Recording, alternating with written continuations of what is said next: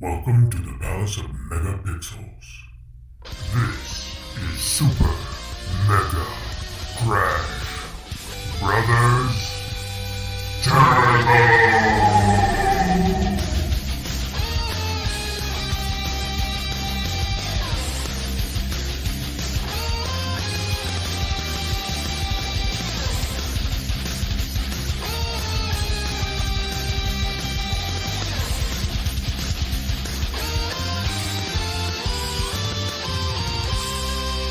Hello and welcome to Super Mega Crash Brothers Turbo. I'm your host, Stephen White, and with me, as always, is my co-host, Lacey Finley. Happy Monday. How have you been? It's been a long week. But good. It felt Get like, through it. I don't want to say a short week. It's just kind of, I kind of breezed through it. I felt a little lost this week after I got my video done.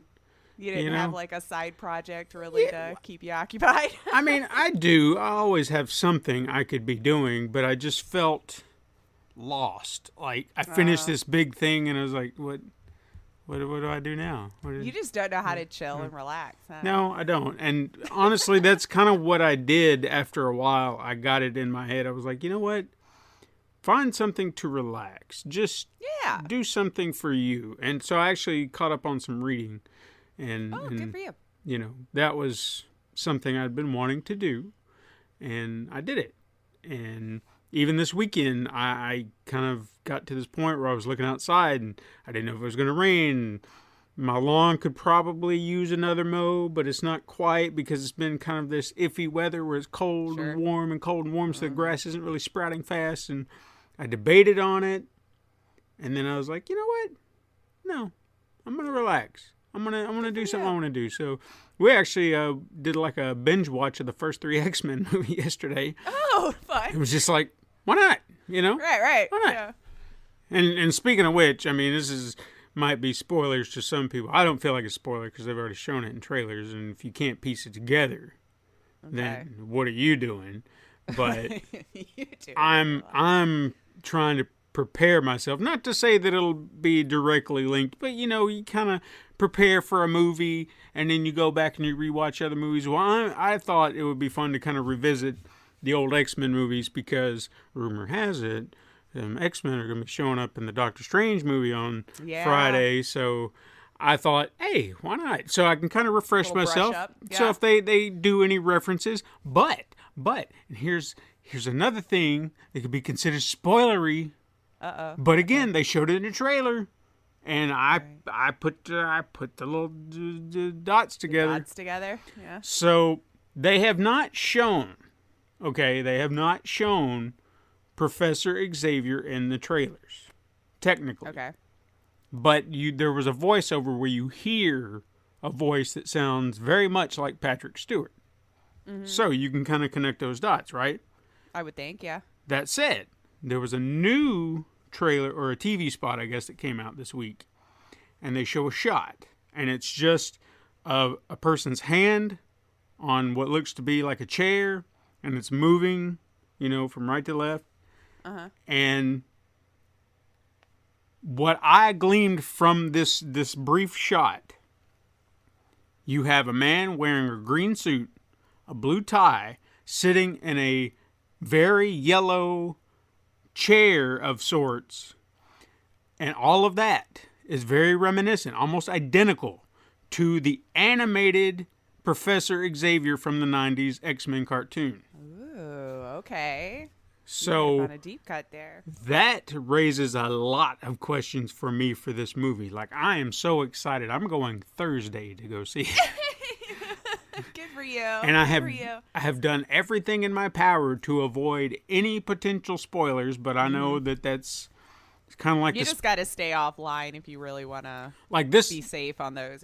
Yeah, this week I have to find numerous things to focus on because come Thursday or even whenever they do the premiere, because it'll be sometime this week guaranteed, and then that way the press can have their big deal and do their oh my god, it's so amazing, oh my god, but it's horrible, or whatever they but someone will spoil something. Hopefully we will not have an incident like I had with Spider-Man where someone uploaded bootleg copies of the movie or clips. Oh, Amazon spoiled it for me. Wow. Well, yeah. I still haven't even watched it now because I'm so bitter. Still watch it. It's still good. I know I should, but I was still a little bitter, and I don't know who I think I'm telling off with my... But I refuse to watch it right now. But they're thinking at this point, they're just like, well, everybody's seen it, right? And they're like, no, some people wait till it comes home. Yeah, chill out. I actually was waiting till home, and then boom, cover art. Thanks. Cool. Yeah. They're really give me a chance. They're really slick about that and all their promotion. Right. Yeah. Hey, you know what? We're kind of a pretty big deal now. I don't know if you saw it. Yeah, I don't know if you saw this or not, but I feel like I missed something. We got followed on Twitter by Sergeant Slaughter. How about that, huh? I don't want to be mean, but who? No. Who is that? It's fine, because some people might not know who he is. Now, back in the 80s, there were a lot of eccentric wrestler types. And, it sounded like a wrestler name. Yeah. So he was one of these wrestlers that had the army fatigues, had the big, what do you call them, the aviator sunglasses and the hat and everything. Sergeant Slaughter. Bleh. I'm probably not doing a great impression of him at all. Okay, I'm looking at the picture of him now. Yeah, but he was kind of like an 80s staple. Actually became a G.I. Joe at one point. I could see that. Yeah, I can see that. Yeah. He was kind of, one of the people. And I remember as a kid, I wasn't like, oh my God, Sergeant Slaughter, I worship the ground you walk on. But it was more like, oh yeah, that dude, oh, he's kind of cool. Yeah, because he's kind of, 80s tough guy, whatever. Because that seemed like the thing. But he's following us on Twitter now. And that happened. And if you're listening, then I apologize. Please don't be upset with me. But see, here's the rabbit hole that's funny about it because wait, is this what I saw? I think I saw you and Zach. Eric. Zach, yes. Going back and forth. Okay, now it's starting to make sense. Okay. Let me explain this rabbit hole because it's funny because I was just like, okay. Because when we got to Super Mega Crash, I was like, I don't know how I feel about this now because it's starting to get a little weird. So Zach had been followed by Sergeant Slaughter. Okay. And he was like, oh my God, I've made it. He's all excited about it. As well you should be. There's very few celebrities I've ever been followed by.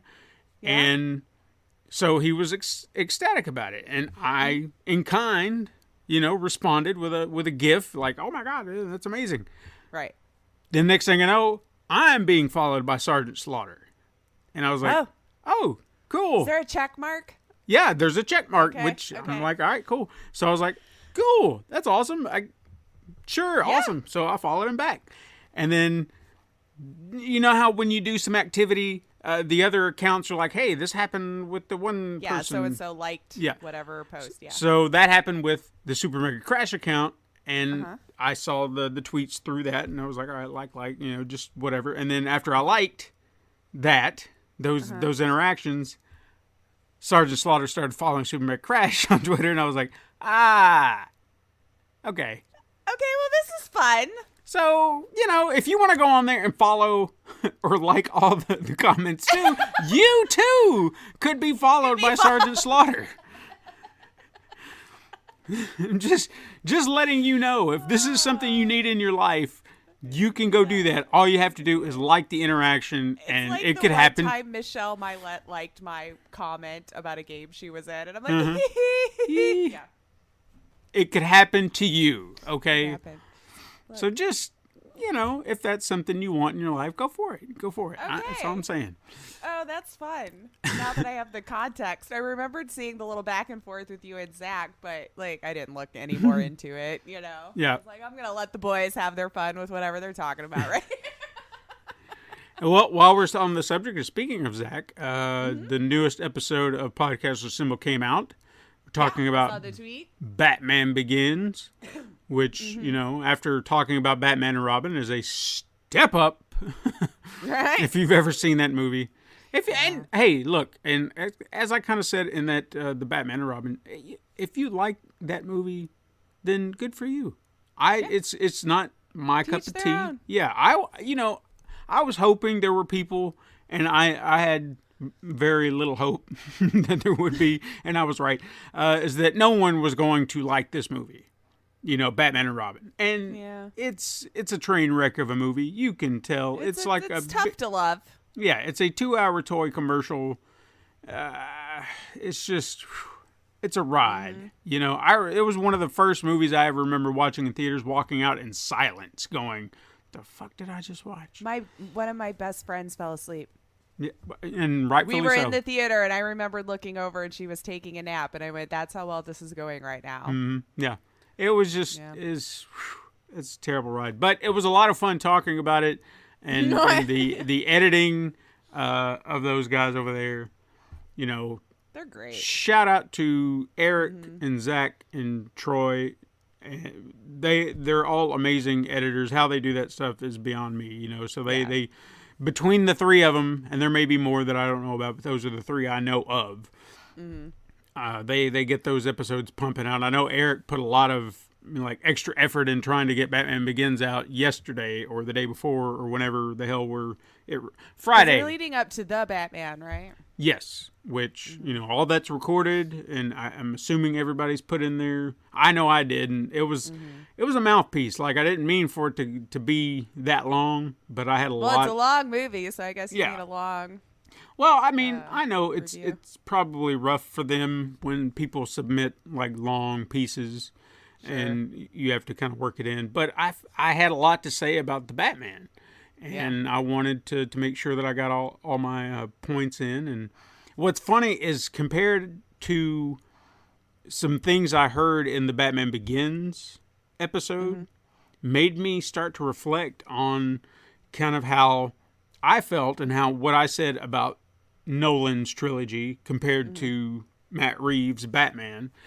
And this may be, if you don't want to know what I said until the episode comes out, this may come off spoilery, but someone had said that they really took Nolan took a very grounded approach to Batman and really tried to make it feel like it would exist within our world, which I agree with, but it wasn't until watching Matt Reeves' Batman that I felt like Nolan went to a line and stopped and still had the essence of a comic book somehow sunk into his trilogy. You know what I mean? It still felt real, but there was still this comic book essence to it that I can't quite explain, but it's still there. You know what I mean? It feels like a comic book film, but very grounded. Okay. Whereas, in my opinion, Matt Reeves found a way to remove that last little element and say, here is a truly grounded Batman. Because everything Batman did never felt overly fantastic. You know what I mean? He never glided into... he did glide in the movie once, but that's beside the point. But he never glided into a room or glided into on top of a building or something like that. He just waltzed into a room via the shadows, You're talking about the newest one, yes, right? yes. Yeah.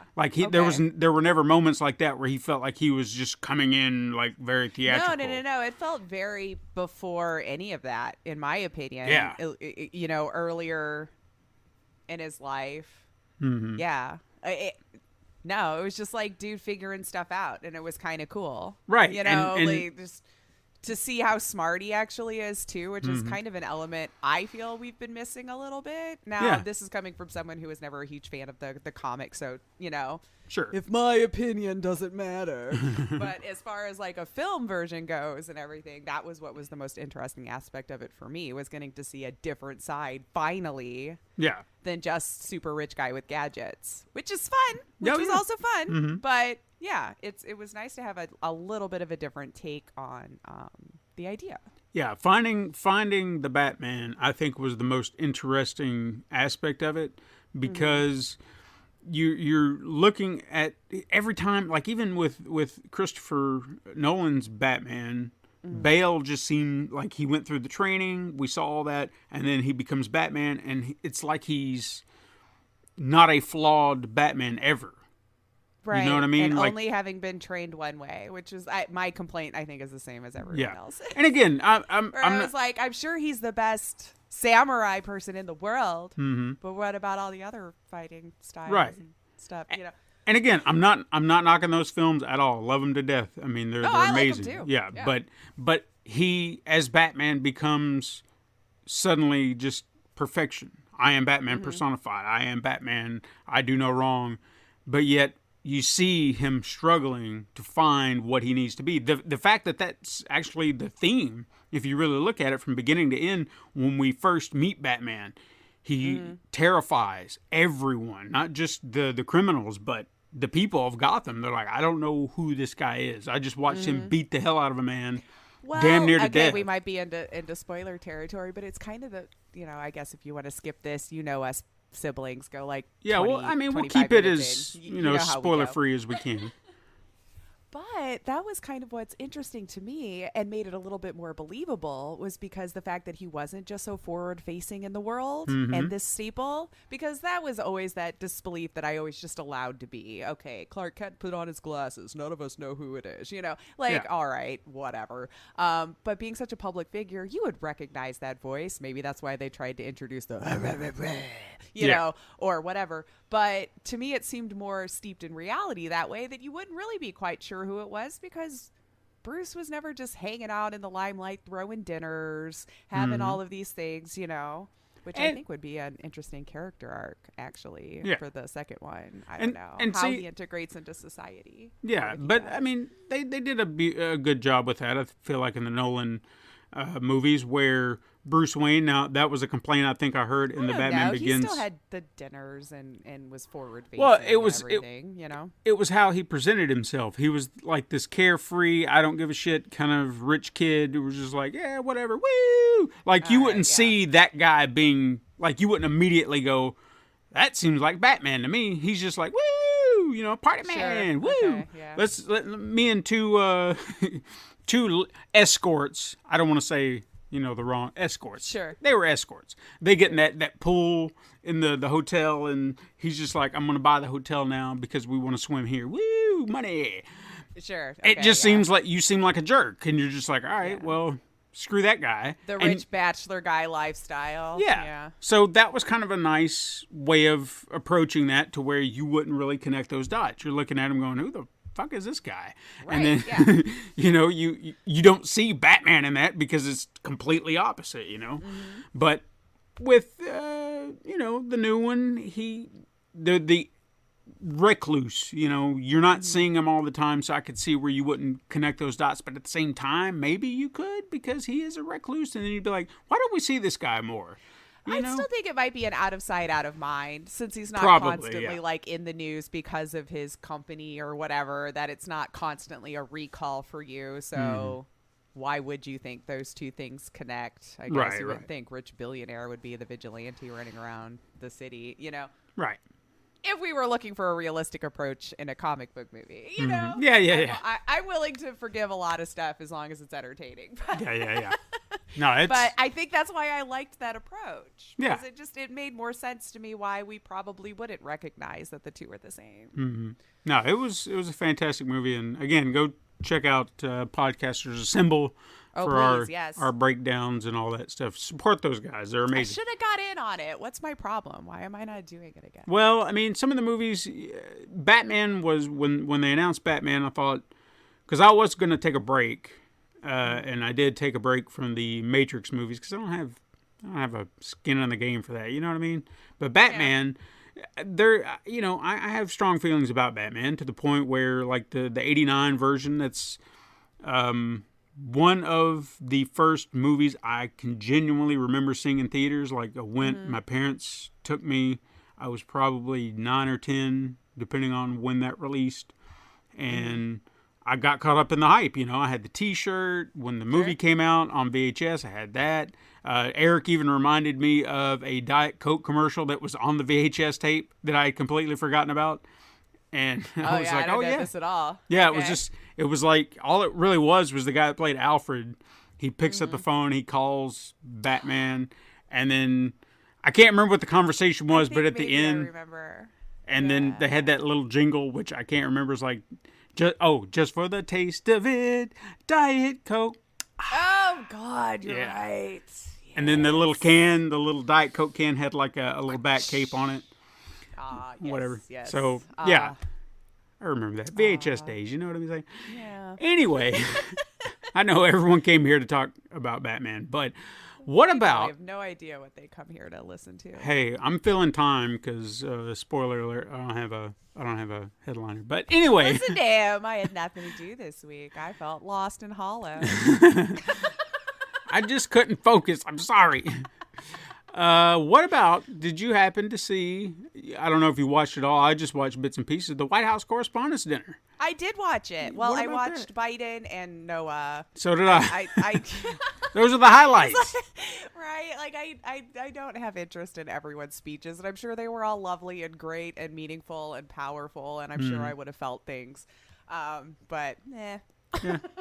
No, it was just those two alone. I think Trevor Noah just by himself, 30 minutes of that, perfection. Yeah. You know. Yeah.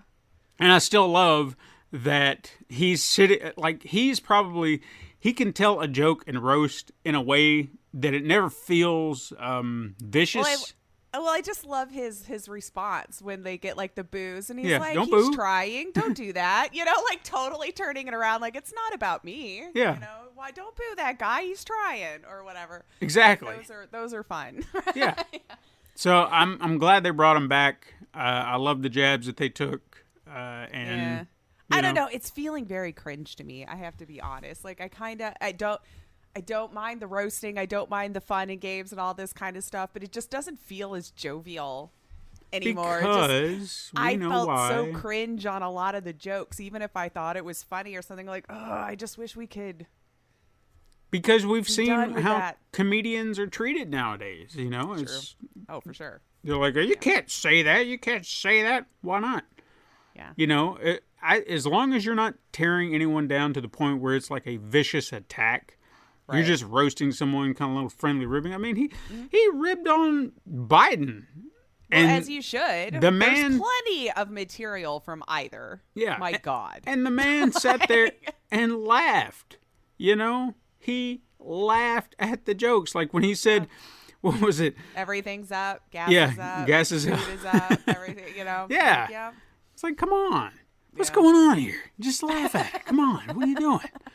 You don't understand. Anyway, but no, it was a lot of fun. If you can at least find Trevor Noah's, I know his complete set. That's usually all I ever bothered to watch was the comedian set. Yeah, his set is about ballpark about 30 minutes. It's on YouTube. That's about normal. Yeah, go check it out. It's good. What else? Oh, did you see what's back on? I don't know what you're referring to. Barry? Did you ever watch Barry? Okay, I got to get caught up because the last half of the series finale of Ozark dropped Friday. Oh, no. That's what I did. Okay. And it's so good. That's a show that's on my list of things I need to watch because I know people have talked about it. We were glued to our TV until it was done. So sorry, siblings. I didn't play a lot either because I normally would have on the weekend. But we've been so excited for the last half of that to drop. When it dropped Friday, we did nothing until it was done. Fair enough. So I saw somebody post a picture. It was like the final episode of the final season. I was like, I wonder what they're talking about. But I didn't ask. Don't venture in if you don't want spoilers because it's all done now. Okay. Oh, so good. So good. I'll check it out. How many seasons? I want to talk about the ending, but because I'm so happy, but I can see how people would be. How many seasons? 5. 5. How many episodes? I believe this was the 5th one. About 13 per season, and they're an hour long, sometimes a little longer. So you're getting. But as long as you're getting a good amount. 13 is. I feel like that was about right, like 13, 14 per season. And I want to say this was its 5th season and the final one. So they wrapped it up and everything, and I was quite pleased, although it was a little bizarre, but I think I know what it did. And I'm Okay. Fair enough. But I highly recommend it. It's just very well written. The cast is great. Laura Linney, what's her name? I can never. The one who plays Ruth. This is the first I had seen her, but I'd seen her in a couple of other things now since then, and she's really good. Like she's just this tiny little thing. If you've ever heard anything about like this, the potty mouth, she's got some of the best catchphrases in the entire show. Because, holy crap, Julia Garner. There we go. I wanted to look up her name so I could say her, actually give her. I know that name. Well, she just did that one on Netflix, too, about the rich chick that I guess I didn't look into the story, but some rich woman made herself rich by ingratiating herself in the rich lifestyle. It was like some 3-part series or something. It was on Netflix. I saw her on that. I know her. Anyway, she plays Ruth Langmore in the show, and I highly enjoy her and her character, and it's all well done. And go watch it. It's so good. And if you're the binging type, you can watch the whole thing now because it's finished itself up this weekend. Well, I don't know. And Jason Bateman, I always love. Right. I don't know if I've seen anything she's been in. Like I hadn't until Ozark. Yeah, I mean, I'm looking at her filmography and know the movies, but I don't know if I've seen them. She's really good at character acting, so maybe that's an even better compliment that if you're like, I can't recall, because like when I was flipping through some of her other stuff, each character was so different from each other, and she portrays it so well. So that sounds like be like you put a wig on her and you'd be like, I didn't know that was her. That's good, though. That's what you need, because... something I always remember, or I'm always reminded of when it comes to character actors, John Hurt was talking about when he played Victor Merrick in The Elephant Man. And someone had commented, I didn't realize that was you. And his response was, well, isn't that the point? Right? I feel like that's a great compliment. Yeah. Absolutely. I know it sounds weird when you're like, wait, nobody knew it was you? No, as an actor, good. That's how I embodied it, that, you were turned off in seeing the character. I'm gonna swing it back around to the Batman. That's how I felt about Colin Farrell as the Penguin. Dude, just... And I was one of the lucky ones to not even know that was the case going into it. So I had no idea. I mean, granted, they did make him up but still, quite a bit, too. But still... But yeah, I had no idea. I mean, he could have used, a voice that sounded familiar. He could have done anything that made himself seem like Colin Farrell, but there's nothing. No. Not a thing. I had no idea. I love it. I think he did fantastic. But yeah, Barry's back. You need to catch up on Barry. I won't say anything. But it's back to perfect. I missed this show so much. Bill Hader. A while. It had 2 years. I wasn't sure what we were going to lose to the pandemic. You know what I mean? Like what's not going to come back after so long. So yeah, we had accidentally saw that it had dropped looking for something else on HBO. Was that HBO, right? Yeah. Yeah. But I was like, we got to put a pin in it because I really want to watch Ozark. Which is understandable. But no, I was all on board the moment I found out. I had to do a refresher because I apparently crossed. I'm going to have to go back and watch. Well, see, I remembered bits and pieces from the first 2 seasons, and I think that I had confused the ending of season 1 with the ending of season 2, because I don't think I'd quite finished season 2 yet. Okay. That's where I think I'm at. My God, my memory's the worst. I don't know. So, I need a refresher. But yeah, when I started rewatching there's a recap somewhere. I think HBO did one on YouTube you can find. Probably. Where Hank... Oh, no-ho Hank. Oh, my God, yeah. Okay, so I'm going to tell you a scene from one of the new episodes in episode 3, but I want you to pay attention to one scene because I got some insight thanks to a clip on, I think it was Jimmy Kimmel. So Bill Hader was on there, and they were showing a clip from the show. Oh, yeah, he was just on there a couple nights ago, eh? Yeah. Mm-hmm. Okay. And what it was is Hank had been taken to the police department to kind of do an interrogation on some pictures, stuff that happened last season. So they were trying to get some insight on some people. And there was a shot where they had asked him a question, and his first response was, no. Like he just kind of this odd no. Now, when they show that clip, they cut back, and Bill Hader told a story. He said, now, when we were filming that scene, after he said no, right where they cut from, he said, I was supposed to say cut, but I was so engrossed in everything going on, I was just staring at the monitor like, and I didn't say cut. So the actor, Anthony Kerrigan, I think is his name, or yeah, I think that's right. He didn't know what to do. So he continues going, wow. Wow. Huh, what the fuck? And just keeping going because he doesn't know what to do because Bill hasn't said cut. So Bill, help me, man. I'm drowning here. So when you watch that scene where you just see him kind of drag that stuff out going, wow. Wow. And they left it in, see? Yeah. They said they thought it was so hilarious. They just said, no, leave that in. Oh, that's great. Oh, that's great. That's a I'm nice surprised little he insight. didn't just be like, and cut. Like, for you, we're done. But hey, that's where you get a lot of gold. Yeah, oh yeah. Let them make it their own. So definitely recommend going and checking out Barry. If you haven't, if you've never watched it, oh my God, yeah, go check out the first two seasons. It's a beautiful show. Bill Hader is a phenomenal. That's a guy. He feels like someone you could just hang out with. You know what I mean? Sure. Yeah. Like, I would love to hang out with that man. I bet you that would be a fun time.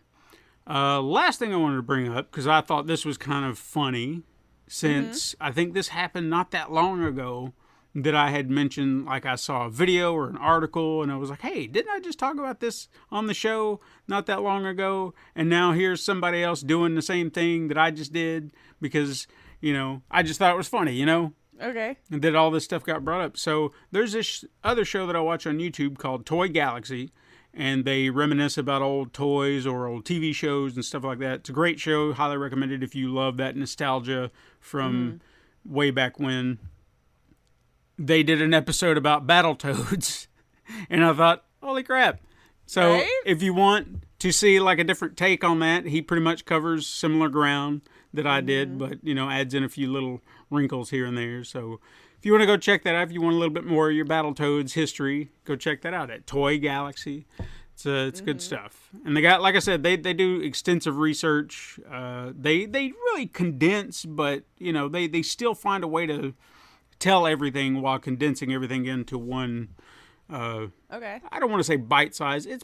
Episodes can range about 15 minutes. Yeah, 15 minutes of your time. It's not bad. I actually gravitate towards longer YouTube stuff. I'm that weird old boomer, I guess, trying to come in the kid space where I'm like, why is everything only like 5 minutes? Yeah.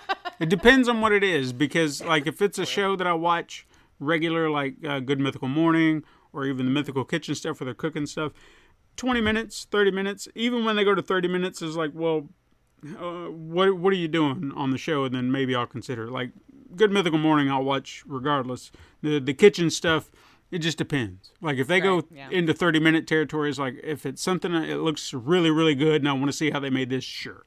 But if it starts going over, then I'll look at my time and I'm like, well, I got other stuff I want to watch, so I could come back to this. I think mine later. is mostly because it's background noise. I'm always doing something else also. Yeah. So when it's like 5 minutes, it's obnoxious. I guess I should just listen to more podcasts. Hey, why not? So I can at least have something going and then I don't have to worry about looking for something else to listen to while I'm pushing buttons at work or something. So I know you said you were watching Ozark, but did you get to play anything? I played very little, I'll admit, because it was such a long week at work, you guys, that like by the time I was done and wrapped up, I couldn't be bothered to sit here any longer at the computer. It was such a long, hard week. I mean, I did get a little bit more of Mass Effect played, but maybe about an hour, so I didn't get very far. I really want to dive more into the story, and I just want to get past that driving the Mako nonsense. But I think I just have to suck it up and get through it so I can get on to the second one where I've been hearing more accolades been given, and then it actually picks up and it gets really good. Right. And then moving on, and then Andromeda gets a little sketchy again, without people enjoyed it, but for different reasons. So sorry, I played a little bit of that, and then I got so glued to Ozark. Like, I was glued. It's okay. The last half was great. The first half of the season, I honestly was like, it was good, but I wasn't, oh no. They picked everything up at the end, and I was just glued. So we ended up watching it like pretty much all the way through Friday night and then Saturday night. So go watch that if you haven't. It's fun.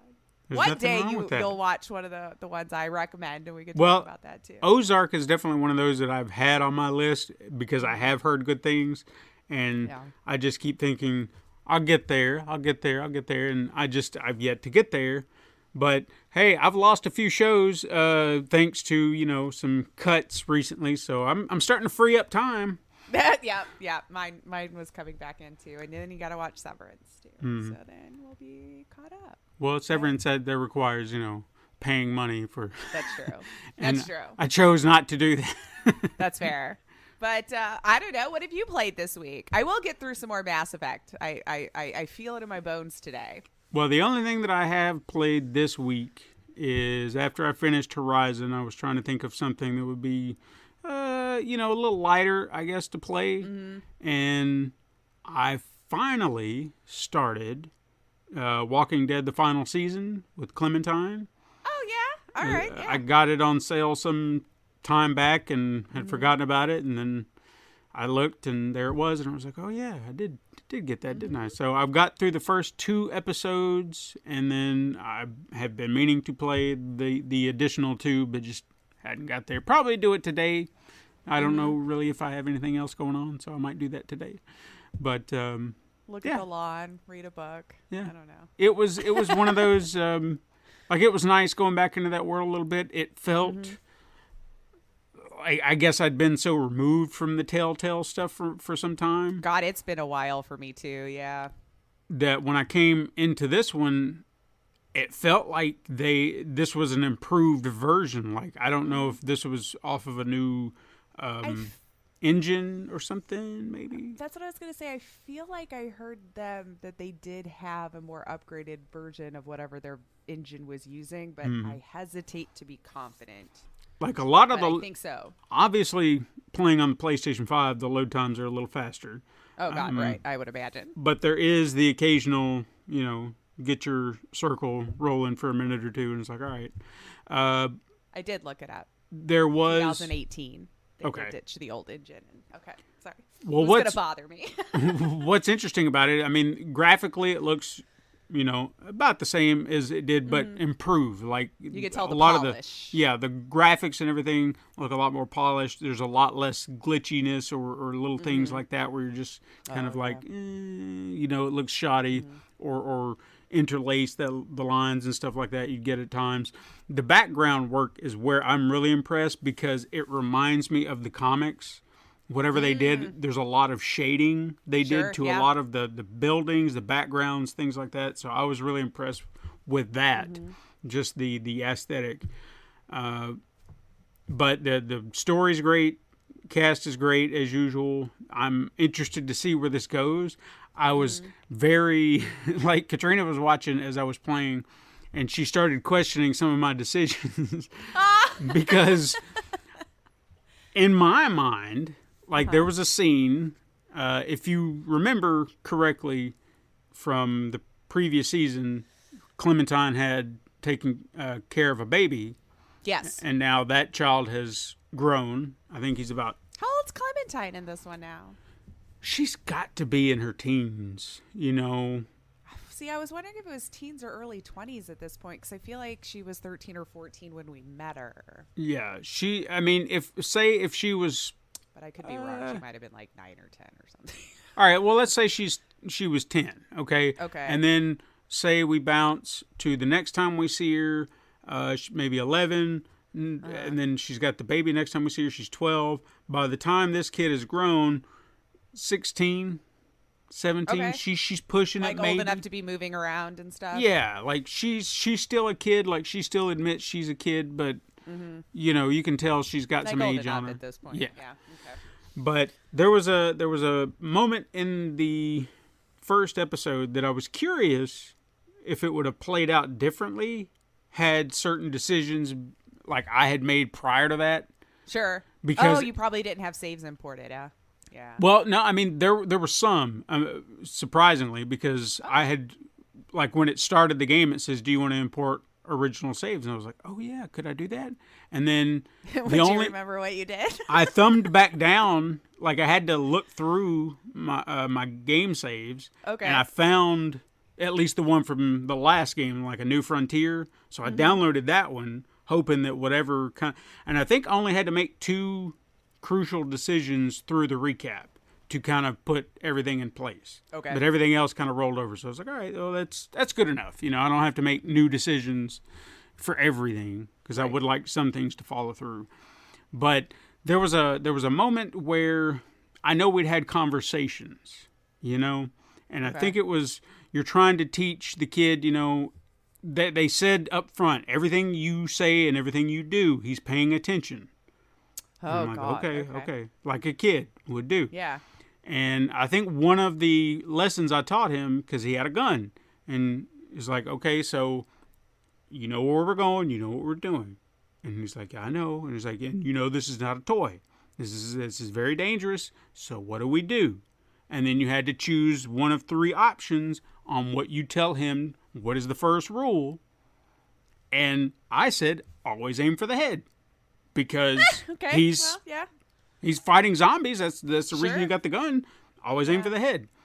Well, I felt like that came back to bite me in the ass. Uh-oh. Okay. Maybe shoot in the head. Exactly. And I was like, oh, did I do that? Was that something that I inadvertently caused? Because I thought I was teaching him a proper lesson. And I mean, it only saved his life. And he thought he was doing me a favor in the moment. And I thought, all right, well, so that leads into the next episode, after that big thing happens. And we're having to have a discussion about what happened. Because, everybody's like, oh my God, he's a murderer. And he's Look a kid. The pretty flowers. He's a kid, And what am I supposed to say to a kid? And he's like, am I a murderer? Did I do wrong? And I'm like, no. I said, you were justified. You knew what you were doing in the moment. You're fine. What happened? That bit me in the ass too. Because the boy ran his mouth. Huh? He came out to this group mourning their friend, and he's like, I was justified, damn it. And they're like, my God, what are you teaching this kid? And I was like, shut up, dude. So, that was not how I intended that to go. I was trying to make him feel good. Yeah. I didn't want him to feel, because in the moment you thought I was in danger. You thought you were helping me. Uh-huh. Because someone did a bad thing. Right. Yeah. It's not working out. So don't raise a child in the apocalypse. No, apparently I'm doing terrible. I mean, you'll survive, I guess. Maybe. Who knows? There's nobody you love around you. Yeah. But anyway, we'll see how that plays out. I might finish it today. If I don't, then I'll finish it sometime between now and then. It'll happen at some point. But I'll be they usually go fairly quick. Yeah. What, 3 hours per episode? Yeah, about 2 is how it felt. So, what do you got in the way of news? What you got in the way of news? So we have a little bit to chat about this week. Okay. First off, may as well, since I feel like we've talked about this a ton, Sony's finally confirmed all of its pricing plans for its new tiers and release, when you're going to be able to get it, and all of the kind of confusing nonsense between what you're probably paying for already and how you would transfer it into what the new thing will be. Seemed like a pretty confusing chart to me, but, you can get there if there's a will. To figure out where your subscription you currently have will land by the time everything switches over. We have dates, we have prices, we have the sub stacking and how they will or will not allow you to do so. They have at this time, though, disabled PS Plus and PS Now sub stacking. So I guess people were pretty smart in figuring out how to buy what, when, to add it on to what time to get it at the least price, or, game in the system. Way more energy than I would have to put into it. But hey, good for you guys if you know how to save a buck. I'm just like, subscribe, and I'm moving on with my life. So if you sub now, it will convert to time equivalent to the monetary value of their sub. So this is why I was thinking this was getting confusing. They laid out a chart. So if you have this PS Plus, if you have PS Premium, if you have PS Now, and you have to follow the chart all over the place. So the example they gave was 1 month of PS Plus voucher will give access to 3 weeks of PS Plus extra. Or 2.5 weeks of PS Plus Premium. You know, so like they're trying to. Okay. So if you paid $10, I guess they're trying to figure out what the $10 equivalent would be. I'm just that's an example I'm giving. Yeah. 1 month of PS Now would grant 3 weeks of PS Plus Premium. So it just seems like you can't redeem one right now until your old one expires. So like if you have one right now, they're not letting you stack. That has to run out before they'll let you add the next one at this time. So like maybe they're trying to prep for June 13th, which is when all of this service is due to release in the States. Mm-hmm. And then June 22nd for our European friends, our European gamers. So they made it complicated, maybe more so than it needed to be. But yeah, I don't subscribe to, I have what's the monthly one? That was just the regular one. You get a couple of free games. Yeah, just PlayStation Plus. So we have that, which doesn't seem like it's going to change much for us even a little bit moving forward for that tier. And then depending on how you want to add it up there. So if you own this stuff, Siblings, and you've subscribed and everything, I'm gonna have to ask you to go check out the chart.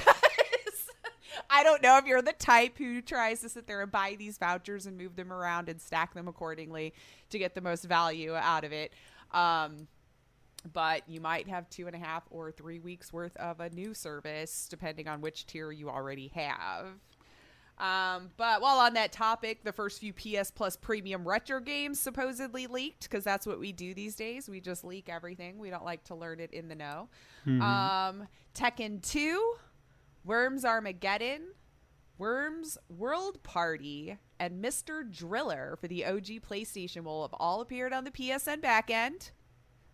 So whoever's poking around back there, alongside Ridge Racers 2 for PSP. I didn't have a PSP, so none of the PSP ones really hit home for me. But I know you liked it, and other people had the handheld. So, of course, take this with your salt shaker. These were spotted by the good old Reddit, people, and reported by Eurogamer. So we'll see what happens on June 13th and June 22nd, respectively, depending on where you live. I don't know. Some of it seems like a good deal. That middle tier kind of does to me. I don't think we will do anything more. I've been trying to talk the Hubs into it just because I think he would like more of those games. Yeah. If we weren't just constantly paying. But, I mean, you're not getting like the brand new ones. I don't know. Yeah, it's so weird. So yeah. I know this is going to sound weird. I'm a Sony fan. I always will be. I've never had taken sides, and willing to die on either side's hill. But I kind of feel like the Xbox value really had it this time because their console is really good, and that Game Pass, I almost kind of, I might get hate for this. I almost kind of wish we went Xbox this go round. Like you said, you're getting the value. All those games come out day one on Game Pass. You know what I mean? And it's something we've talked about numerous times. I don't see how they're running a profit here. They sound like they're running a Netflix gambit, and they're going to wind up like Netflix. Well, I don't know. Before it's all over. Depends on what their plan is, because a lot of these big corporations realize they're going to be running in the red for many, many years before it hits a certain thing. If things keep going the way they want, right? Or how they're projecting it to. I mean, we've talked about this before. Like Amazon just sold books, you know what I mean? And probably ran in the red for God knows how long before now he makes what I make in a year in like 10 seconds, So, so I know there's those plans. But as far as when I'm looking at the values side by side at this time, because we're like year and a half in. Yeah. So both about the same price. Both have pretty equal, matched in power, I would say. And I've been hearing more good things about the Resume Play feature with Xbox Series than I have with like how well PlayStation will pause its game or whatever, and you can go right back into it. And like I said, just hooking him up with that Game Pass, I think would have been amazing because there's all of those free games that are just, well, I mean, you pay for the service, obviously, but then you just load it up and you're playing it on your Xbox and you're all these games. And I kind of feel like the value is going to them right now. I mean, PlayStation's trying to do something, and I applaud them. You should, because like, it's a good deal. It's a good value for consumers at this time. I mean, for me, like I'm honestly considering when it does drop, possibly looking into it, talking about it here, because I do feel like it would be something worth exploring. Sure. But to to whose benefit? That's the key thing, because you're offering me up a bunch of old games. We don't even know what they are, for that matter. Right. At least not a lot. So what am I getting that I really want to play out of these old games that you're offering me? And that's all you're offering. Because the games you're offering that are new, we all kind of have them. You know, I've seen like the PlayStation. The AAA ones. Yeah, Spider-Man. Everyone's got that. Who wants Spider-Man? I think God of War. God of War. Too. Everybody who wants to play God of War has God of War. Yeah. Why not Uncharted Legacy? I mean, shit. Yeah, I've wanted to play the second game in that bundle. Mm-hmm. You know, like it's always been one of those that I've wanted to play, but I've never gotten around to. And Returnal, I think, was one that I've played but I don't own. So, I mean, it was kind of like, Sure. Death Stranding was probably the only one on there that I haven't played, that I have thought about playing, but it was always one of those. So if it was there, like if they're offering it and I can play it, sure, I'll give it a go, because it's not costing me any more than what I'm already paying. So sure, you'd already put the money in it. Yeah. I don't. The older game thing is the part that bugs me. Kind of like what Nintendo did. It's like, hey, we're going to upcharge you $30 or $40, right, so you can play Sega Genesis and N64 games, but we're going to release them here and there. Why? Just give me the games. Just let me buy it. Yeah, just drop them. Something. Okay, because I want to pay you to play these games, but give me the games. You're not giving me games. You gave me the same 10 that you always release, and be like, see, you love them. It's like, yes, and I've played them 100 times. I don't. Right? Give me something new. Right. Yeah. So I think that's my issue here: is what are you giving me that makes this value worthwhile? You're giving me a library. Don't get me wrong. I appreciate that, but are they good games? Are they games worth revisiting? Well, I guess that's all, individual. Yeah. To each individual. But yeah, as far as they both go right now, I kind of give the point to Xbox at this one. But I still love my Sony. I'm willing to give it. I just think we're starting to get out of that area where they're going to have as many exclusives as they think. Mm-hmm.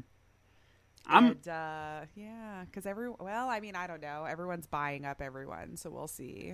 Well, like I said, I'm willing to give this a shot, but within a year, if I don't feel like I've gotten any kind of value, I'm out. I'm going back to the way it was, because if you're still offering me up 3 games that I may or may not play, then that's good enough for me. Yeah, you're gonna have to keep rotating it. Yeah, because fresh.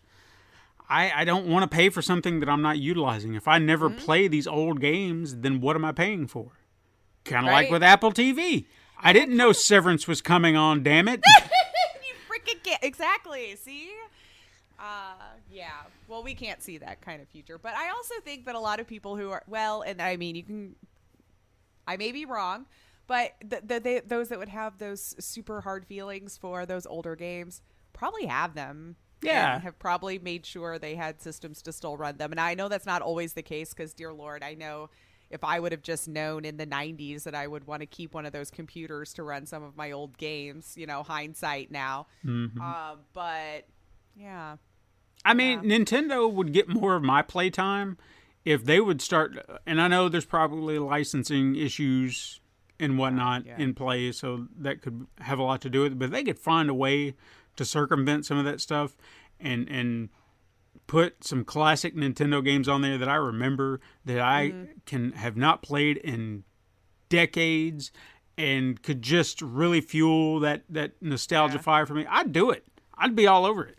But you got to give me something. You keep dropping, Japanese released only games that I don't know. A few random. A good chance to get to know them. Yeah, but I don't have. It is a commitment. It's just a pretty long commitment. Yeah.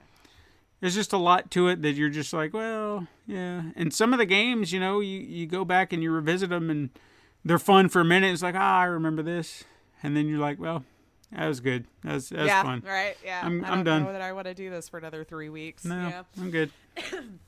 We'll see what happens. Well, there you go. June 13th. Let me know. You get it, and we'll see how you feel. for the last year. I'll definitely explore it, and we'll talk about it here. Perfect. So moving on to the next little bit of news, if we even want to call it news, it was some hubbubs, probably another leak. Nothing's confirmed yet, at least as I was checking this morning, so we'll see. But Twitch, of course, got themselves back in the news, as they do. Bloomberg did a report on a leak to a possible changes coming to the program for its partners. So some of it, all right, some of it, what? You know? So the leak included incentives for more ads, which I'm sure all of us viewers are excited about because the ads are garbage right now and how they lock you in. There's no algorithm that like, hey, you were just served an ad. If you want to go to another stream, you're just served another 2-minute ad. Might be the same one. I can't even tell you the last time I bothered to look for a new streamer. I've been so over it. Just telling you. Anyway, so more ads. New revenue split, which isn't going to affect all of the creators, kind of your top 1% of creators, but still, the revenue split will be going from 70% to 50%. So you're getting a pay cut if you were one of those who were lucky enough to get a contract that gave you a 70% cut as opposed to a 50% cut. For most people that I know, it's been 50-50 for a long time. So really, it was just kind of your top echelon of streamers that were negotiating those contracts. There's supposedly a new tier system coming. We have those 3 tiers now where you can do $5. I think it's 15 or 25. I don't know what those new tiers will be. No more exclusivity, which is good. Yeah. So if you are a Twitch partner, you are always trapped into only being able to live stream on Twitch. Now you can branch out, which I think is good. And you're probably going to want to because of the way all of this stuff has been going. And then the last part of it was that changes could be coming as early as summer of 2022. Now, this is a leak. I still haven't found Twitch confirming this. Okay. Which this has been going on. Oh, shoot, when did this article come out? It's been going on long enough that I feel like Twitch should have said something. If you guys hear some banging, I'm sorry. I can hear my landlords now starting some work downstairs. So if you hear banging, it's fine. It's been going on for so long. Anyway, so I just apologize for that. I can't do anything about it if you hear it. Nothing you can do about it. Keep going. I'm sorry. Now I hear it. It was like, now it's distracting me because it's actually really loud. Anyway, so if you want to do a more deep dive into this, I recommend watching Devin Nash. He's on YouTube. He used to stream on Twitch. He quit streaming on Twitch for many reasons, and he gives a nice breakdown of that. He's an industry professional, and I just like how he breaks things down. So if you were wanting a little bit more of what is an industry professional who's worked with Twitch, still works with Twitch, manages content creators, his talent agencies, all this kind of stuff, what they say, I recommend going and watching his. He did like a 30-minute breakdown on what he thinks this could mean. But there's still no confirmation directly from Twitch. So, look, I have no skin in this game anymore. I know that sounds bad. Like, I have no desire to stream anymore. And the more stuff that's come out over the years that I've stopped hasn't made me feel like I wanted to go back. So, I don't know. Siblings, if you're a content creator, I'd be curious, like, most of the people I know wouldn't necessarily be affected by this with the exception of the ads and being able to be free now to stream on multiple platforms as opposed to, because even affiliates now, those who decided to be affiliates were not allowed to live stream at least within 24 hours on a different, or if you did different content. So if you wanted to do like cooking streams on YouTube and then gaming only on Twitch or something, that was fine. But again, read your contract because it sounds like everybody got a different deal. Okay. Like it doesn't matter. Everyone got a different deal. But yeah, when I was looking around this morning, I'm still not finding anything confirming this from Twitch. I'm finding lots of larger streamers going, hey, Twitch, don't you think it would be cool since we've been talking about this a week now to like say something, anything? So I think it's probably coming. And the other reason why I recommend watching Devin Nash's too is because he does a breakdown on like how the whole Amazon and Twitch coexist, because a lot of people I think confuse the fact that, oh, it's owned by Amazon, it's going to be fine, as if they're not looking for that one section to be profitable and that they're just going to keep bleeding money into a non-profitable thing. Yeah. Because I still think they bought it because they just wanted the tech. Sure. Honestly, I do. But again, I know nothing. I'm not a business person. So if this ends up being the case, I think everyone should take that no exclusivity thing really seriously, because I don't have a magic 8-ball. Again, I'm not a business person and stuff, but all the moves I've been seeing, about 4 or 5 years from now, wouldn't be surprised if you didn't see it anymore. Yeah. Because, I mean, how much money are they going to really want to keep pumping into Twitch to keep it afloat? Because it does cost a lot of money to host all y'all. You know what I mean? Mm-hmm. So, like, they're not saving videos forever, but, like, just having the host bandwidth for you to go live and to stream at 720 or 1080 or whatever it is that you might be able to do. So if you think about it, it's really only those middle streamers who maybe get, like, 1,000, 2,000 viewers that are probably making them kind of money. Mm-hmm. But all of us who would go live with, like, 2 or 3 is just costing them tons of money, you know? So, and there's a lot of those. You know, because everybody wants to be a famous Twitch streamer and play video games for a living. So I don't know how it's going to keep itself afloat, you know, because like the ad experience on a live stream, like, yeah, I know, right over something happening live. It's not pausing for you to take a break to watch this Coke commercial or whatever it is. I don't know why they don't just do overlays. It would make sense. It's a live experience. Try to come up with some other creative way that's not going to piss off your streamers and your viewers. You need the viewers to come in. I may not be an anomaly where I say, like, all of the ads and everything. Like, I've kind of quit hopping around on Twitch. Mm-hmm. I don't want to sit there and just constantly, every time I come into a new stream, getting bombarded with the same 2-minute non-skippable ad. Yeah. Or at least come up with some algorithm that knows I've been served an ad lately, like YouTube does. Mm-hmm. So I can move around a little bit more freely, instead of what you want me to do is just force me to sub to everyone so I don't get ads. Which I'm not going to do either, you know? Right. So I need to look into that. Is Twitch Turbo even still a thing? Where you used to be able to sub to Twitch itself and just get no ads? I wouldn't be surprised if that's gone. But I am curious what you all think. I've hesitated to kind of take like a hard stand because I don't stream anymore. So you're not going to see me like out in there. But you know, I don't know. I'll even say, from a person who was just a Twitch watcher, I never really streamed. I know I attempted, but it's just not my bag. We did some. Yeah. Not. But not on your own. Other people had to deal with that. It's not my bag. But yeah, you know, you see a lot of amazing creators. You want to help them out. You want to sub. And at some point you just feel like, oh, if I sub to this person and I can't sub to that person, and I don't want them to feel like I don't want to support them, so what do I do? And I remember I had like the Twitch Prime sub that they would offer because you're a Prime member and you could just give it to whoever. So I would try to rotate it because you know, I'm not having to pay for it. They're giving me this to give to someone, and I would try to do that, but it's not easy. And especially when you meet so many great content creators, you want to help them out, and that's got to be rough. So I mean, you have to find someone that you truly believe in, you want to support, and that's where you put your money and everything in. Pretty much, yeah. I mean, if people have that kind of expendable income to be able to give to your favorite creators that you've had hundreds and hundreds of hours of entertainment out of, that's totally fair. We pay monthly fees to these streaming services all the time, right? So I feel you're justified in putting your money there to support whatever is entertaining you throughout your time. But yeah, I don't know anyone who could actually do that with 10, 20, 30, 40, 50 people. So I hate to say it, there's one streamer that I put on like a podcast at this point, and that's the only time I venture into Twitch anymore. One. Yeah.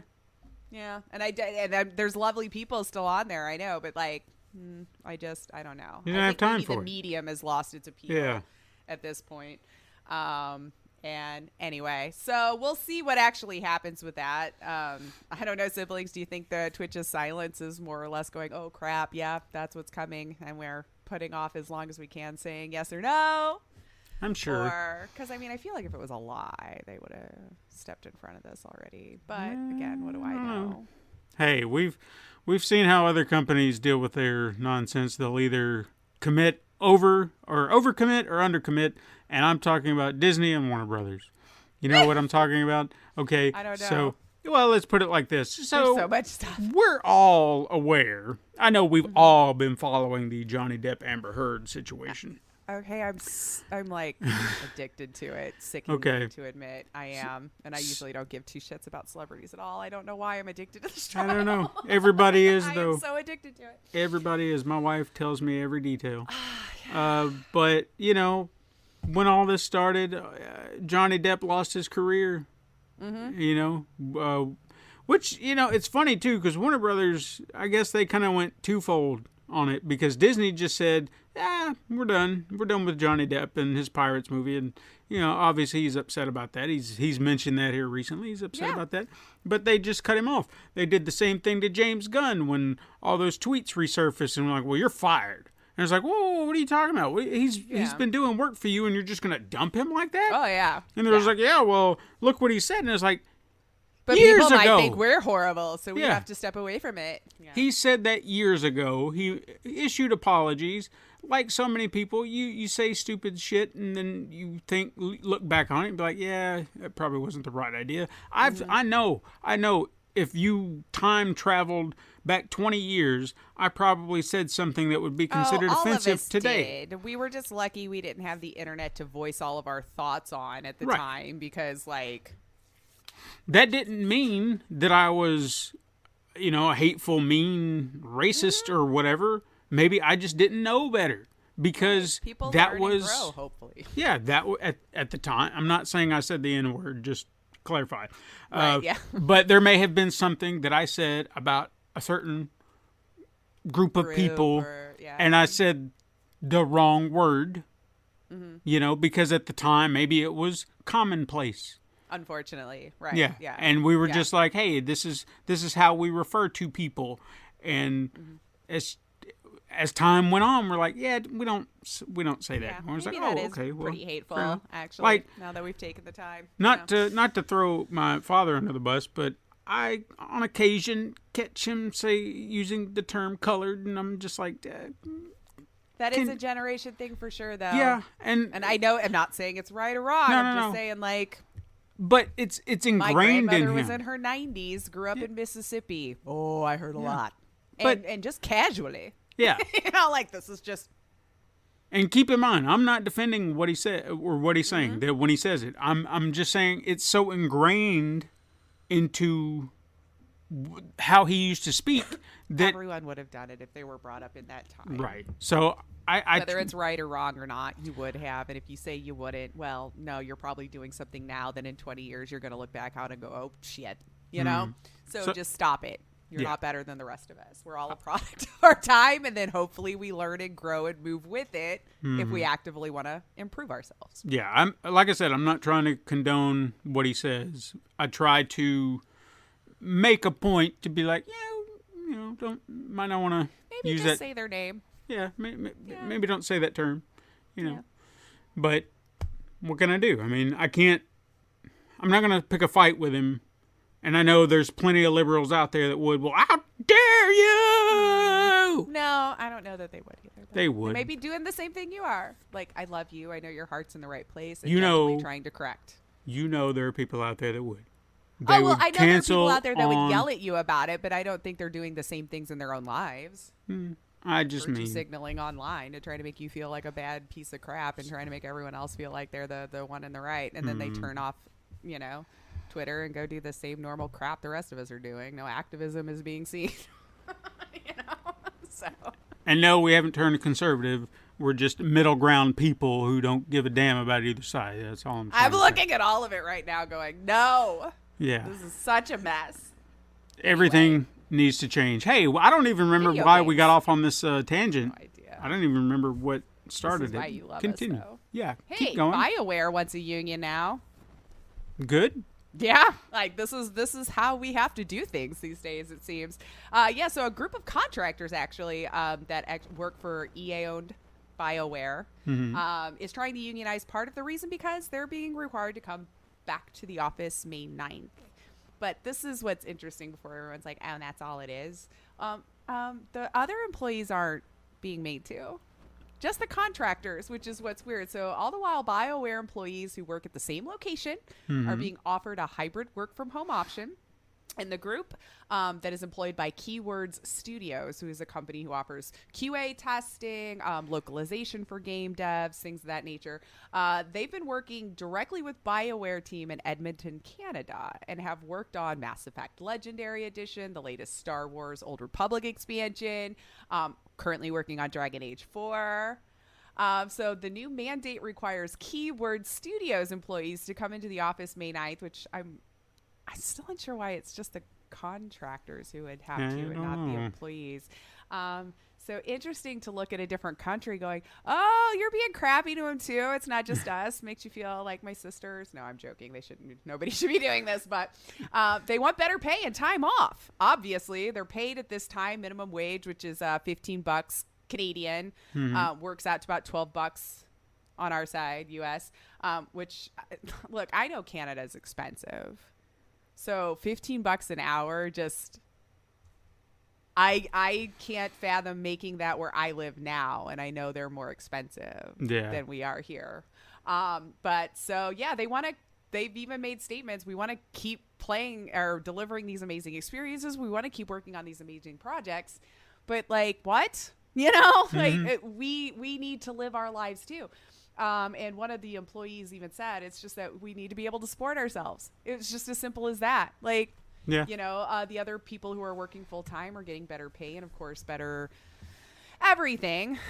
So I don't know. The staffers remained anonymous. They wanted to on purpose. I could understand why. Probably wanted to keep their jobs still while they're trying to fight for something better. But I'll bet the Alberta Labor Relations Board is currently reviewing the group's application to form a bargaining unit to negotiate with the company. So it'll include determining if at least 40% of the people in potential union support it. So I guess that was interesting to read, like the 40%. So employees must file any objections to the application by 9 a.m. May 3rd.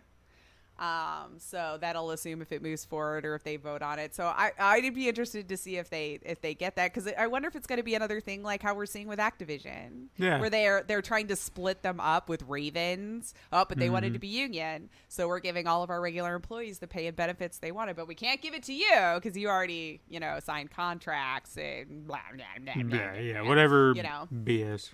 Right. And it's EA, so I don't think they're good people either. No. So. You watch them come up with something more devious that you're just like, dude, fuck you. Come on. Just treat people well. Why is this? God. God. Why is this something we have to constantly argue about? Jesus Christ. I'll say I love a hybrid work from home model. Because there's quite a few people that do that at my job, and man, is it quiet when that happens. But see, well, I don't know how to argue it, because look, I came into this in a really weird time because I had to serve tables, life happened, and then I was fortunate enough to get this job, and it's in a different state. So I've only worked from home from this job. I've never had to go into the office, and I'm not going to have to because it's far. I don't live in the same state, and it's not like just across a border kind of thing for my situation, like me driving to Wisconsin or whatever. But I think I'm 100% more productive at home. Yeah. I know how I am when I'm around individuals. I tend to love to chat, be entertaining, get along, do all this kind of stuff. I'm an easily distracted human being. I feel like if you took me what I'm doing now and put me in the office, I'd be doing less, because I'd be wanting to chat with my coworkers and doing this, that, or the other. Whereas here, I'm just kind of stuck by myself. So what am I going to do? Just work. I don't know. All the collaboration I'm missing out on. I don't know. I don't chat with anyone at work, so I would probably I would enjoy it all the same.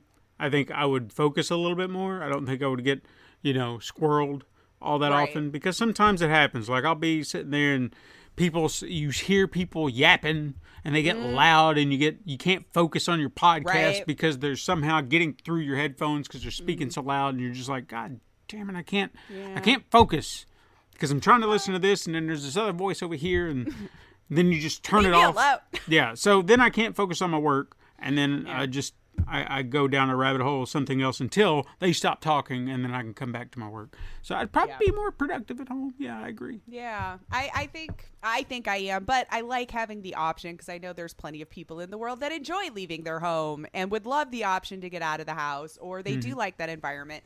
So if we're seeing that people are doing just fine both ways, just give that option. It's okay for your employees to be happy. Yeah. It's okay. You don't have to actively make them feel like they're constantly under your thumb. Like, it's okay. Anyway, moving back to games. I have some quick hits. Woo! Quick hits. What we got? Xbox and Bethesda's game showcase was announced, and we'll stream live on Sunday, June 12th. So, obviously, I'm sure they're going to show off Bethesda Xbox titles because it is a Bethesda Xbox showcase. So it looks like you can watch it on YouTube, Twitch, Twitter, Facebook, and TikTok, which I didn't know we were doing long stuff like that on TikTok, but here we go. Never ventured into that, really. 10 a.m. Pacific time. I don't know. Do you think it's just going to be more Starfield? Do you think we'll actually see any Elder Scrolls 6? No. We'll just continue to talk about it, not show anything. Yes, probably. I feel like we're going to get more Starfield, which, you know what? I'm not sad about that because I'm kind of interested in that as well. I do like the way they do RPGs. I expect it to be glitchy and bugged to shit. I've just come into that already, and once you've made peace with that, you can just move forward and look at the game, and hopefully the story will still be good and all of that kind of stuff. So we'll see. June 12th, what we got coming down the pipeline from them. Let's see. All right. Respawn Entertainment previously confirmed Star Wars Jedi Fallen Order sequel is reportedly now targeting a 2023 launch. So it will be skipping previous gen consoles. This will be coming out on PS5, Xbox Series, and PC. So that's according to, looks like Jeff Grubb. He's a Venture Beat reporter. Okay. So I think this is fine. I know it's hard for people. I don't know if we're still having as many issues grabbing this generation. I guess we keep still calling it next gen because of how hard it was. But I feel like after a year now, we're allowed to say this generation. I think that's fair. Yeah. I mean, at some point, you kind of do have to just start concentrating on the technology that you have currently that is better. Yeah. I hate it for people, and I really hate that this whole console debacle has continued for 2 damn years. I mean, the fact that you still cannot buy one. That's insane. I think it might get a little better because I did read that the chip shortage is seeming to be coming to an end. It's coming down. It's being more available. They're getting better. So I think maybe over the course of the next year, I don't know that we'll see relief right away, but I think probably between now, maybe towards the end of the year, you'll start seeing prices normalize, things being in more abundance and available for us to buy. So I know that still sucks to hear we're still 6-7 months to the end of the year, but there was nothing that could be helped with that. I mean, you just had a variable upon variable upon variable that was bringing that down. So I say just get prepped that it sounds like a lot of them will be just this gen and PC. I don't know. I'm not sad about it, but I'm not. I try to be objective because I also realize like I have this generation, so it's easy for me to just be like, yeah, that's fine, you know. And I don't really have skin in the game as far as Star Wars, so that's fine. But so I can understand why people would be upset. I just think it's been long enough. So this is probably just how things need to go. But it is a later than planned release, of course, because I think they were trying to do it a little bit sooner than that. And I think that combined with the decision to drop support for PlayStation 4 and Xbox One in favor of the newer consoles and PC, they won't have to worry about trying to straddle generation lines. So they're just going to focus on one so they can just get it done. Just get it done at this point instead of having to make for 5 systems. Yeah. Something like that, maybe more. next little quick that I have, Stanley Parable Ultra Deluxe released, and I want to go check it out. April 27th, to be exact, is when it drops. So you can enjoy the game on all platforms. It's not just PC, which was what was nice. You got the PS4, 5, Xbox Series and 1, Switch, and of course PC. I had a great time with this game. And yes, it's almost 10 years old at this point, but I think it still holds up as far as its humor. And they've added stuff. Oh, cool. So I kind of want to go back and, well, now, because it would be new content for me. And if you already own the first game, you can get a 33% discount on the new version that just dropped. I loved it. It is a walking simulator. It's mostly just story, narrative, funny, tomfoolery that way. But I had a really good time with it. And if you enjoy those types of games, even though it was still from 2013, I think it still holds up. I think you would have a good time with it. So, yeah, it was fun to see that they were still working on that. Now, this one, I'm getting a little more interested in The Quarry. Okay. But I'm still very, supposedly has 186 endings, Steven. What? This is what they're talking about this week, right? Like, really? Okay, so, oop. I'm getting excited. Did you see how I was defaulting? I did. Like. So, but I am interested because, what? I want to know what you constitute as an ending. So even though I know I would never strive for them all, because dear Lord, I don't even think I did in Detroit Become Human, and that had 45 or 46. But I am super curious because I was reading an article where the director was interviewed, okay? Will Biles, mentioning it was a 1,000-page script, which doesn't sound ridiculous for this type of branching narrative because you're going to have to refilm a lot of the same stuff, but then the other decision versus the one decision or how many you're given.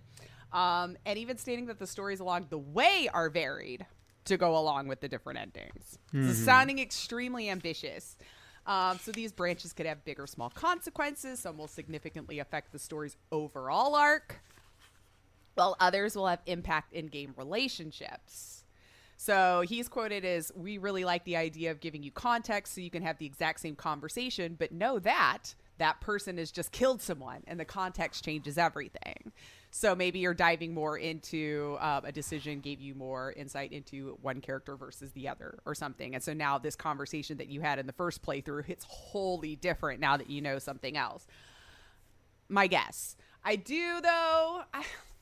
186 endings.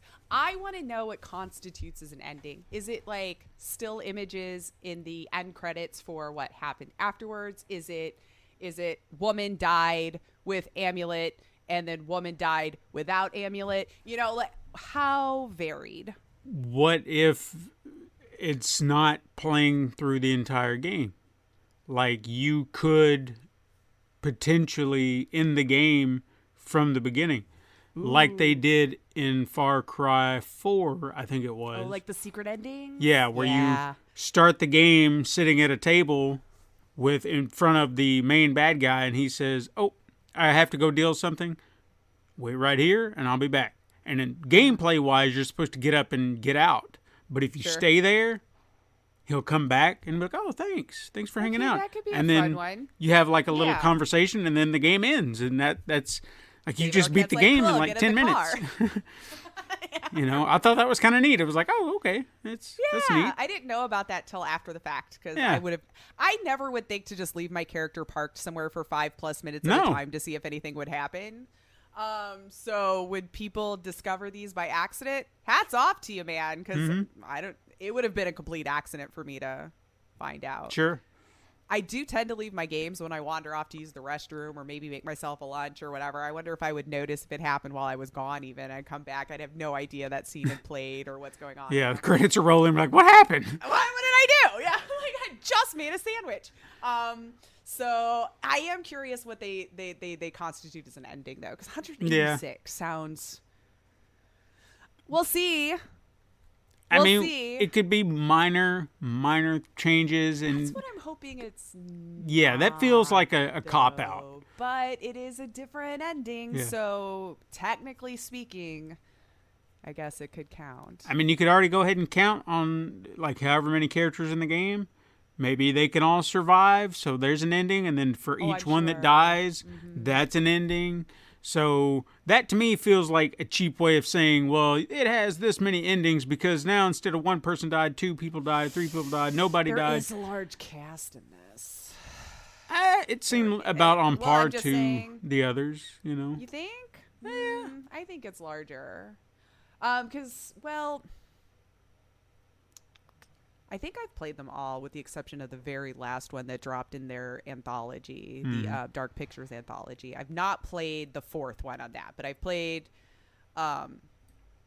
Until Dawn and then, you know, the other 3. And I feel like we had 4, 5 characters that we were following, maybe 6, so you can have that nice, neat, even, this couple does this sort of. I'm trying to look at this picture again just to make sure I'm not. 1, 2, 3, 4, 5, 6, 7, 8, 9, 10, 11, 12, 13 I'm seeing on the cover art alone. Okay. Well, see, there's 13 endings, right? 14 if you consider everyone, or 15. Everyone survives, everyone dies, or 1, 2, 3, and so on. Right. And then each person, right? So 12 survives this way, 12 this, 12 this, 12 this. Okay, so that's already getting kind of up there. And then, that's a lot of variables. So, yeah, I think maybe just due to having such a larger cast will do that to you, too. But they're saying context along the way. The story arc would change, variables like that. It's very ambitious. I hope it's true. Yeah. I hope it's true. I'm one of those that I like Sam Raimi. I like, you know what I mean? So I'll probably just throw them my money just because they did that. So congratulations if you put star power in it for my money. You did it. You did it. You mean Ted? I follow certain people. I did mean Ted. You're right. I was reading an article, or not an article, a tweet earlier from Bruce getting mad at Sam not putting him in a movie, and now I had that in my head. But Ted, you're right. Yeah, as soon as you said it, I was like, Sam Raimi. Wait, what? Ted. No, you're right. No, Ted. Sam Raimi's directing the Doctor Strange movie that I'm going to go see. I'm going to bring up again. Yeah. Yes. Hopefully he's in it. Bruce Campbell. Bruce should have at least a line. Look, he's playing around in the multiverse. You cannot tell me they're not going to give him the most spectacular cameo ever of just. It could be anything. Like I have no idea what it's going to be. But just think about it. You can make him whatever you want. He could be a Doctor Strange variant. He could be Mysterio like he was supposed to be in the 4th Spider-Man film. He could be himself, just being Bruce Campbell. He could be Ash for all we know. I don't know. Right. Yeah, I know. Ooh, like Doctor Strange in Army of Darkness. Yes. Because they come in and he's Zombie Strange. Right. We're seeing Zombie Strange. Why not? See? Yep. And then he would just have groovy. Yeah. And then you come out of that multiverse. Yeah, you don't have to spend a lot of time there. Hell, I'm expecting Deadpool just to pop his head in and be like, I'm here. And then right, why not? Why not? Why not? Let's have multiverse. Fun with it. Have fun. Right? Yes, exactly. Anything could happen. We can make anything we want happen. So I'll be interested to see. Honestly, 186 endings. I doubt I'll ever try for them all. God, I hope they don't make that for platinum. Just for all you hunters, because that would be so mean. Yep. I mean, so mean. It would have to be. You would have to allow me like pinpoint precision to make a change in the ending, they better have a map. Yeah, because that's ridiculous. Yeah, you're gonna need a map. Even Detroit Become Human had a map, and even that became a little bit hard to read because of it having 45 different ways it could have ended up. And you're right. I think a lot of it might be, ooh, we got clobbered way too early on, and that would be an ending, you know. But my God, I hope there's a map. Just for people who would want to try for them all, because they're out there. Yeah. I don't blame you. You know, I just don't know that I have it in me to go for 186. Nope. I would so forget and then get pissed when I watched the same ending again. Like, I just played it all again, and I got... I forgot what I did. But outside of that, that's all I had to chat with you about this week that I found interesting enough to want to chat about.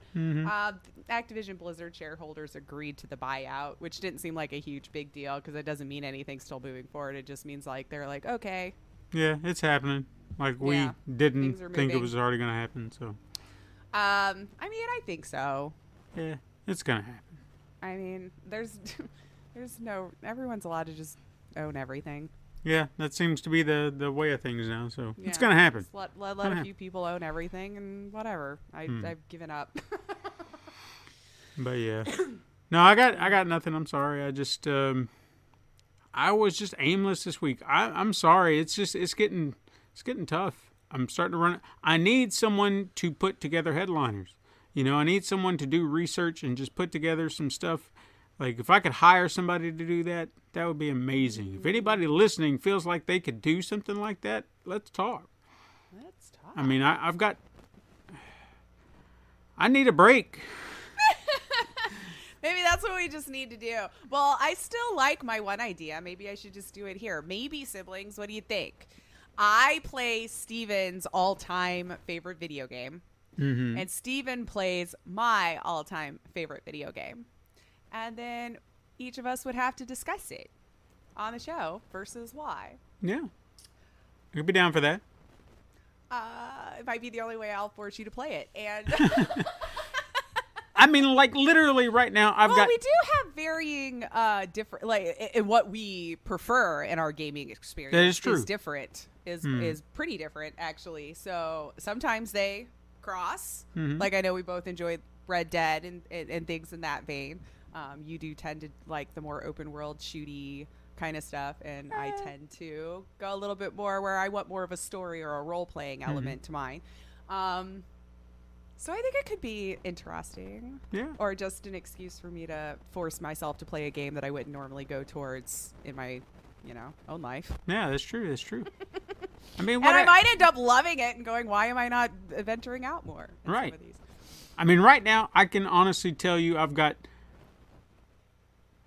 3 or 4 episode ideas lined up, and I couldn't, and they're not coming up like super fast, right? But soon, because that's just what. But everything else, I'm just kind of like this week. I had nothing. Like, there was an idea I had at one point, and it was just like where'd it go? Where'd it go? I thought about it, and I let it go. So sorry. I'm sorry. Sorry. The Johnny and Amber trial has been captivating. Yeah, so you should be forgiven. We gave you lovely siblings plenty to talk about and things to go check out.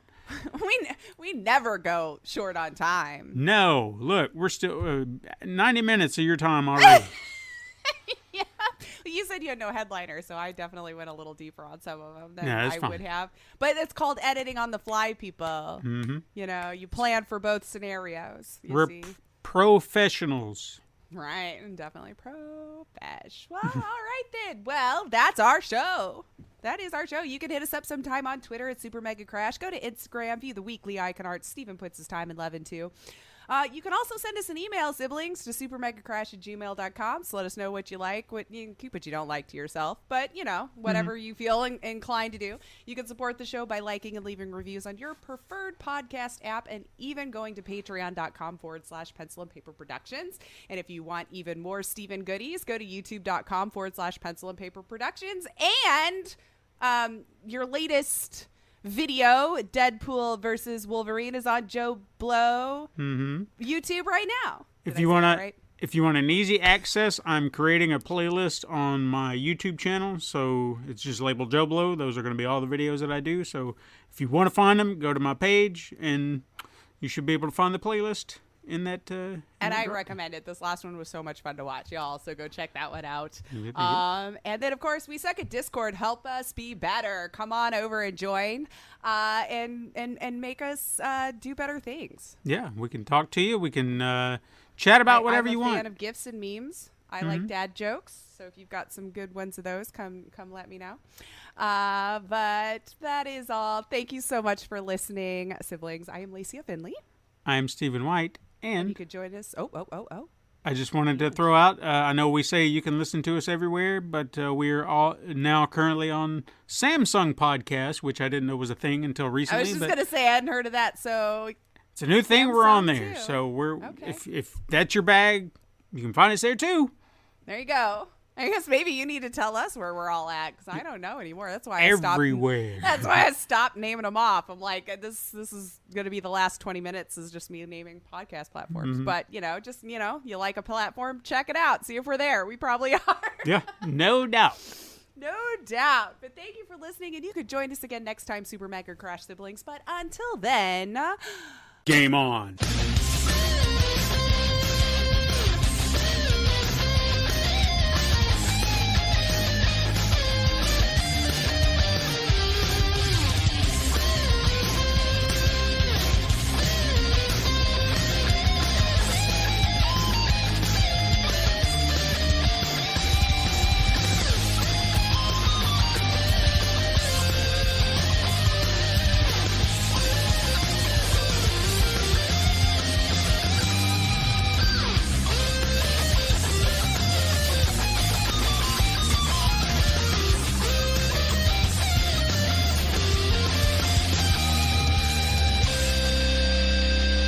This has been a Pencil and Paper Podcast Network production.